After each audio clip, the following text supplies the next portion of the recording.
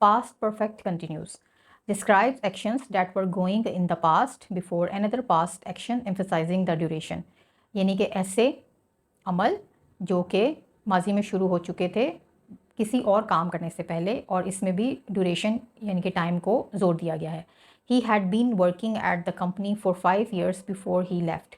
यानी कि उसने इस कंपनी में 5 साल काम किया था कंपनी छोड़ने से पहले. तो किसी काम के करने से पहले कोई एक काम ख़त्म हो चुका हो उसको पास्ट परफेक्ट कंटिन्यूस टेंस कहते हैं, और इसमें भी ड्यूरेशन पे यानी कि टाइम पे जोर दिया जाता है. आइए इसके रूल्स देख लेते हैं. पास्ट परफेक्ट कंटिन्यूस में सब्जेक्ट के साथ हैड बीन यूज़ करेंगे और फर्स्ट फॉर्म ऑफ वर्ब और आईएनजी, और हैड बीन यूज़ होगा with all subjects.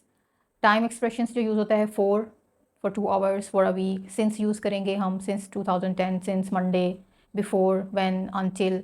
Helping verbs always use had been with all subjects I, you, he, she, it, with they. Examples: he had been feeling sick before he went to the doctor. यानी कि वो doctor पे जाने से पहले बहुत ज़्यादा बीमार महसूस कर रहा था. I had been watching TV before my friend came. मेरे दोस्तों के आने से पहले मैं टीवी देख रहा था. यानी कि किसी काम करने से पहले, कोई दूसरा काम शुरू करने से पहले, पहले काम की कंप्लीशन को हम पास्ट परफेक्ट कंटिन्यूस के जुमले कहते हैं. We had been playing football since morning.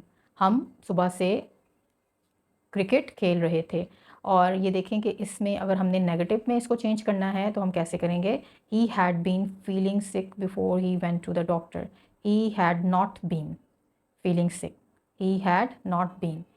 He had के बाद हम नॉट ऐड करेंगे. और अगर हम इंटरोगेटिव के सेंटेंसेस बनाएंगे तो इंटरोगेटिव में हम लिखेंगे had he been feeling sick. Had he been feeling sick before he went to the doctor. तो ये सेंटेंसेस हैं जिसको हम यूज़ करके देख के हम समझ सकते हैं कि ये पास्ट परफेक्ट कंटिन्यूस के टेंस है. एक्सरसाइज है write sentences describing what you had been doing before a specific event in the past. She had been cooking dinner before the guest arrive. He had been sleeping before the phone rang. The children had been watching cartoons before the power went out. The teacher had been checking the papers before the bell rang. She had been cooking dinner before the guest arrived.